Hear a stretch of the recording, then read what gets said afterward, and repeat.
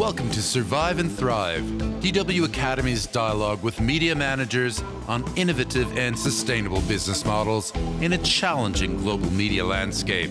We'll talk motivation, lessons learned, funding models, best practices, recipes for success, and decisions, good and bad.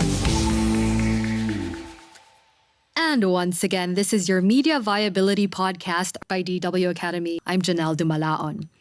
It's getting harder to stay viable as a media operation, given charged political environments, censorship, financing difficulties. Far from just reporting the news, outlets have to keep finding ways just to stay operational. As such, there's a need for media organizations to learn from each other and ask how we're all adapting to the world we live in.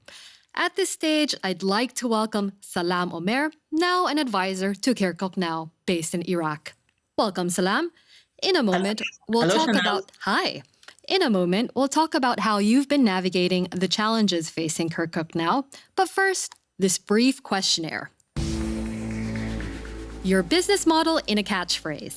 The business model was always dependent on a fundraising, which is very unstable. So, and then gradually, actually, we worked on, for example, diversifying the revenue model, for example, into donations and also advertising, and then now content creation and capacity building. Did you ever manage a moment when everything seemed lost?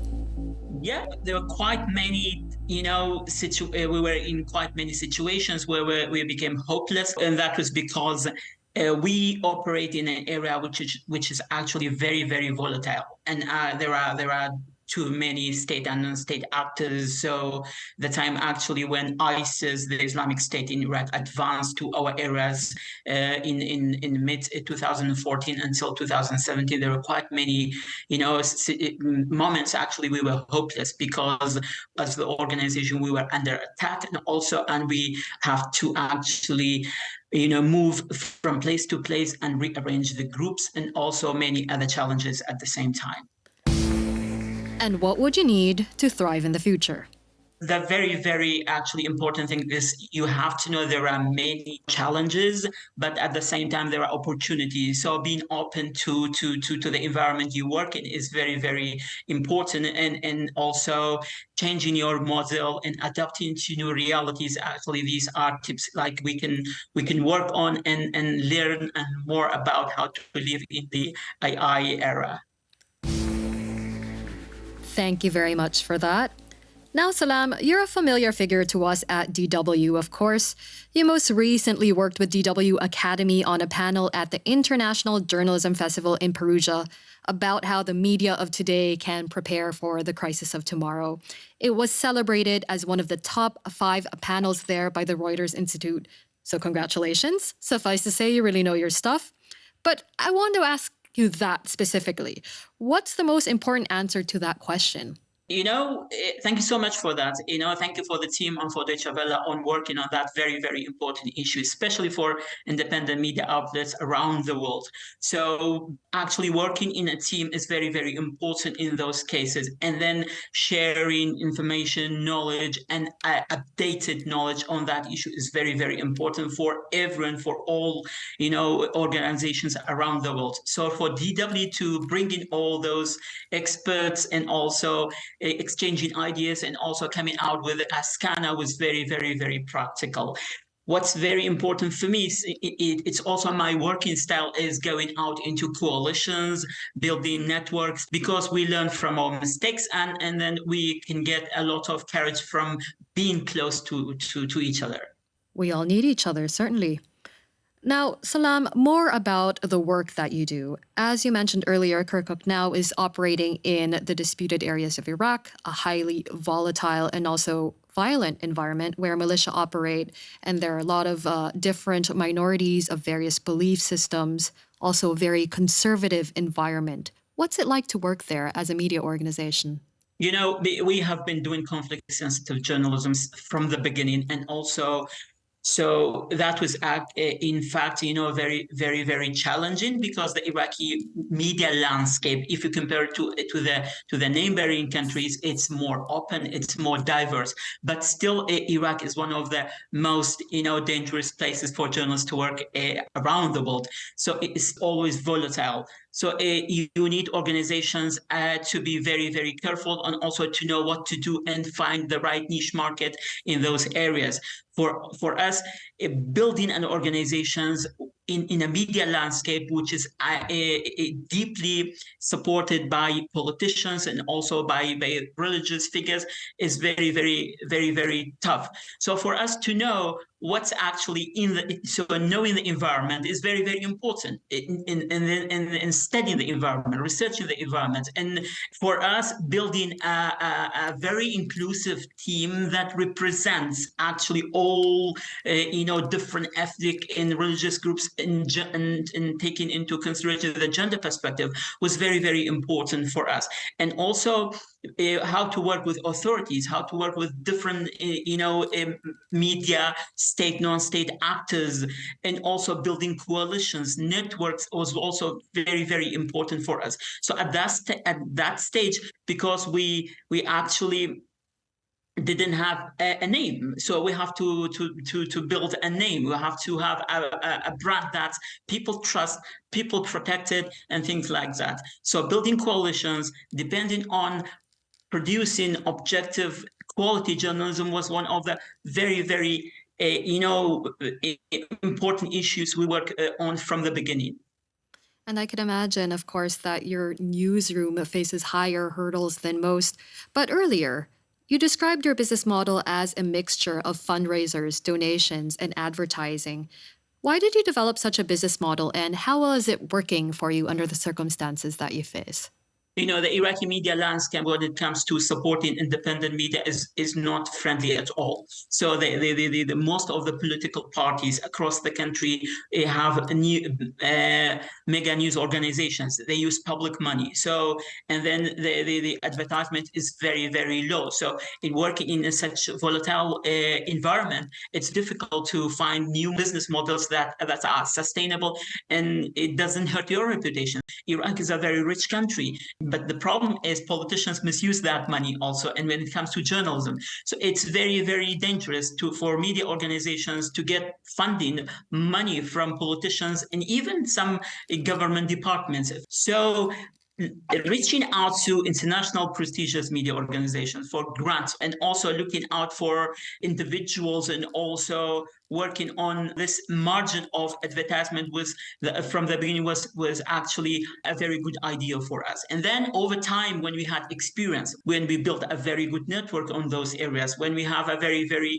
professional newsroom that could create contents for other partners, and also when we have this experience that we can share as in the newsroom as trainers and also as consultancy. So we changed that model from the beginning. In October last year, actually, the newsroom had a new strategy, and now the organization is working on new ways, actually, as revenue models. For example, we have a very good content that we can go soon for a subscription model, for instance. So developing the media organization throughout this challenging areas is, encouraging you and also pushing you to take steps that actually, helps you to survive and go on. So, what you're talking about is a variety of income streams to supplement rather, the fundraising and the grants that you get. How sustainable is this mixed strategy proving for you? I don't have like a concrete answer about how would that be, but I know that depending on one single revenue model, a business model is very, very dangerous, especially when it comes to fundraising.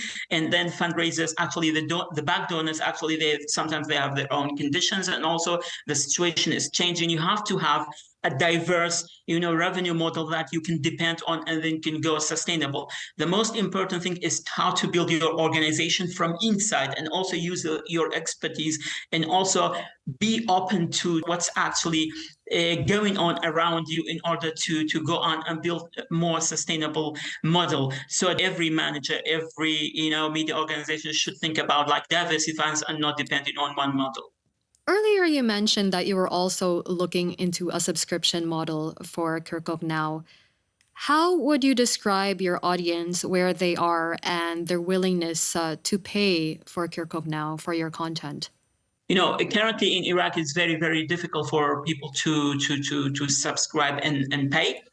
And there are awareness issues around the importance of independent journalism.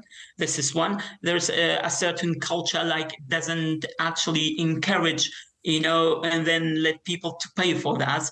And there are also technical issues. For example, when it comes to banking system, when it comes to how to pay online, for example, those issues are also problems. Apart from that, because we have a very good niche market in those areas, and we have very loyal audiences. So there are certain segments of our audiences we can reach out and ask them to pay for our content, and then based on our past experiences, we can work on that. Like a segment of audiences will be ready to pay for part of our services, especially when we have a very, very, very unique content. Those are quite a few challenges you mentioned with regard to public awareness as to the role of an independent media. Also, the technical issues that you mentioned in terms of actually setting up payment systems for your subscribers. How are you getting around them? So now we are working. As I told you, we have a very, very, very loyal segment of our audiences. We can depend on that, and we can start from that. And then we have also consulted experts. For example, there will be ways around how to solve the payment system. But this is a beginning. This is one way actually to go forward, and especially now that also the state, actually the Iraqi government has started some reforms around the banking system, also payment issues in especially online. So we are hopeful that we will be able to fix that problem. The problem is generally the state in Iraq doesn't have actually a vision for the importance of journalism. They always most of the Iraqi politicians look at independent journalism and also those information and news which are not at their interest as propaganda. So there's lack of understanding of the role of journalism across, by the state. And this is one of the problems. There is no encouragement, there are no initiatives, there are no, state support for independent journalism. That's why if you see around Iraq, across Iraq, there are very, very few independent media platforms. They are challenging actually because of the business environment, because of lack of support of the state. But still we are there. We have built networks. Also we have very low audiences, so we can build on that, and hopefully we find other ways around to stay there and operate and provide our audiences with fact-based information and very good quality reporting. So you've mentioned a multidimensional problem there, the philosophical problem, I'll call it, about the importance of independent media, and the economic problems, that have to do with staying operational and staying viable and existing. Now, I want to go back to something you said about your newsroom reflecting a diversity of perspectives, reflecting perhaps the diversity of your audiences. But how do you manage conflicting perspectives in your newsroom? For me, I think it's very difficult to talk about viable media organizations without having clear structures in place. So from the beginning, after we built the organizations, and also we came in contact with different media organizations, especially outside the country. So we knew that we should have clear structures in place, and then we should guarantee what's the organizational behavior and how we do that within the organization. So building structures for example, code of ethics, gender policies, and also our business plan, and also actually the organizational chart, whatever we have in place, actually we have guaranteed there are that teams are functioning, and then actually they are stick to the fundamental, the best standards of journalism and also journalism ethics. So we have all created an open environment. And one of my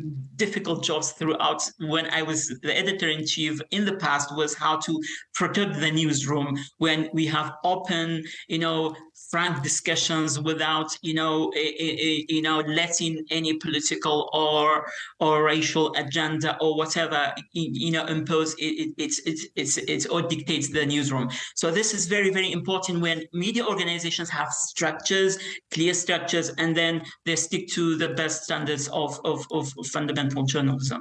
So regarding clear structures, I guess what we're trying to say here is that it's quite important for journalists in a newsroom to have the same set of rules that they all agree on, that they are all able to engage with, like the code of ethics, like a gender policy. We all have to know what we're talking about. We all have to be on the same page. So that's within your newsroom. Outside your newsroom, we already talked a bit about some of the challenges, some of the volatility present in the region. How do you guarantee, insofar as you can, your journalists' safety? Of course, it's always like you said. It's perfectly right. It's about teams. So we actually work in teams, and then the most basic idea is we have to know we work in teams, and there should be solidarity, there should be understanding, and this is very, very important. So when we go out, if you have got clear structures, if you have got mission and vision statements, which are very clear in place, and we have a strategy, that helps as enable us to be more ready and to be actually very ready to go out and face the challenges around us. So one of the most basic things is actually when we have to have clear structures, and also we have to be ready. So beforehand, and that's what I actually also focused on during the panel in Perugia, is that we cannot go out and we don't have anything like in hands actually to face the problems. So in our daily life, I'm very happy as a dad, for example, when I'm going to plan for the sunny days, like when you go picnicking, when you go traveling, when we go actually, visiting family, friends. But we are not ready actually, and we are not accustomed to get ready for the cloudy days. And the organization should be ready, for the days which are cloudy. And then that's actually our structures in place. So those structures are very, very important when it comes, for example, here we talk about the scanner. The scanner, I have used the scanner. Organization prepared the scanner, and the scanner is a very, very practical way to be ready when you go out, when the days are cloudy actually, and there are very clear structures, instructions. And also there's a very good team. For example, when you prepare for trainees, there are instructions who will be ready when we do that training. When it comes to safety, who will be responsible for the safety? What are the safety challenges we have in place, whether they are online, in and offline? So these are very, very important issues we should think about when we want to go out, and also we want to work in an environment which is very, very volatile. Salam, you of course are referring to the Media Resilience Scanner. That's a web app for media managers to create their own tailored crisis plan developed by dw-akademie, and that's free to use for media outlets around the world. You also spoke of the importance of learning how to deal with the authorities. I believe it was in our lightning questionnaire round that you mentioned this phrase. And you wouldn't mention it if it weren't a particular issue within the environment that you operate in. What exactly do you mean? We have been doing conflict-sensitive journalism with a focus of encouraging local different ethnic groups to communicate, to come on our platform and talk. So we deal with different state, non-state actors on daily basis. So we have to be ready how to deal with these conflicting, authorities, and how to deal with that.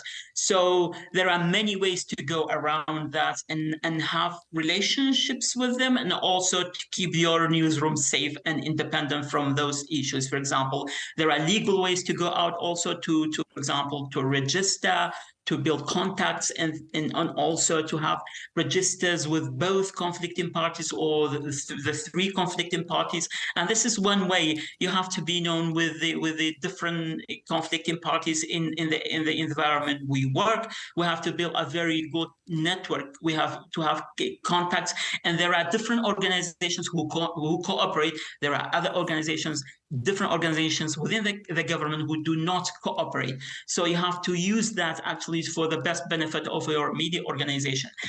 Doing good journalism sometimes save your team, and it's very, very important for your safety.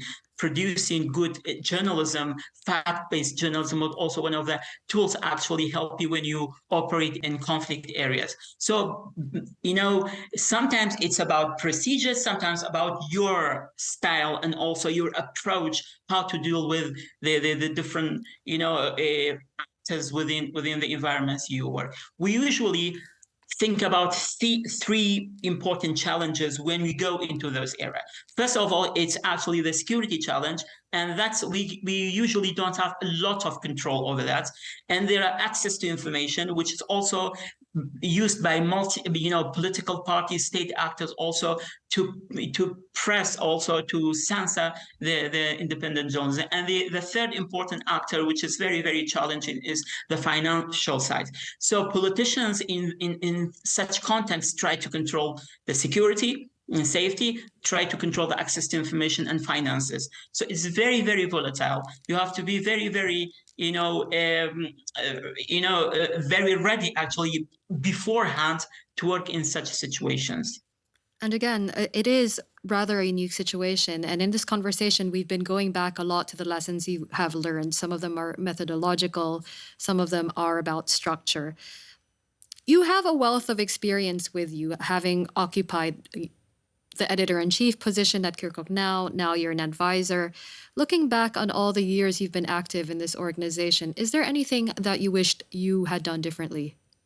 Yeah, many journalists, because we know we usually know, because we are journalists, we know everything, and that's actually a very, very misleading concept and a very, very, very big mistake. So we usually work selfishly. We usually work for ourselves, and that's actually one of the lessons I learned. Actually, you have to work in teams, and this is very, very important.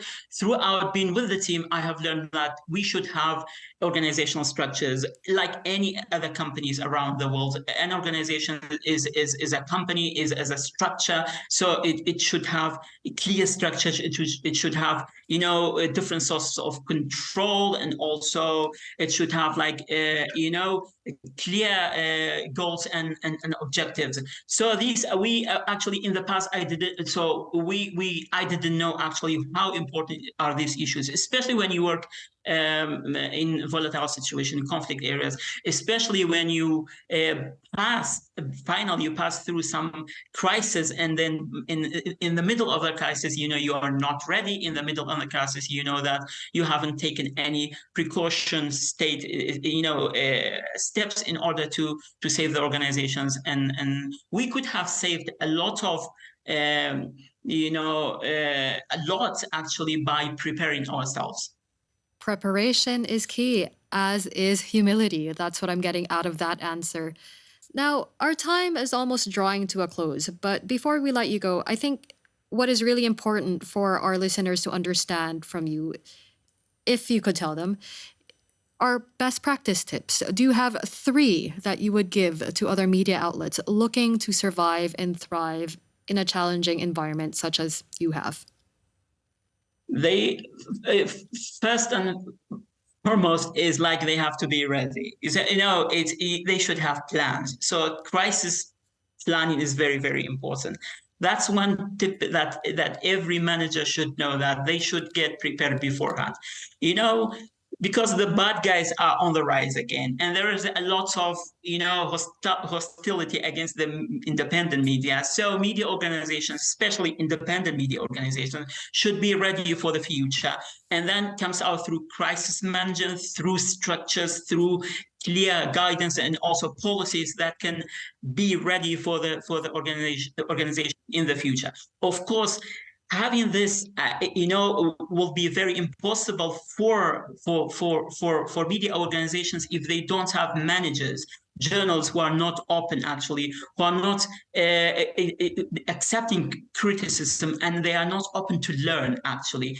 And this is very, very important for organizations to be open, to learn, and to be out there and to be ready for change. The last one is actually, they should know. We always know there are problems, but at the same time, there are opportunities. So we should be positive, we should be hopeful, and we should work hard. Working hard is very, very important. I know there are problems, but there will be many, many horizons as well. The first one is crisis planning. The second is to be open to learning. And the third is to recognize opportunities in crisis and to work those opportunities. Salam Omer, advisor to KirkukNow and former editor-in-chief, thank you very much for your time and insights today. Thank you, Jenna. Thank you so much for having me.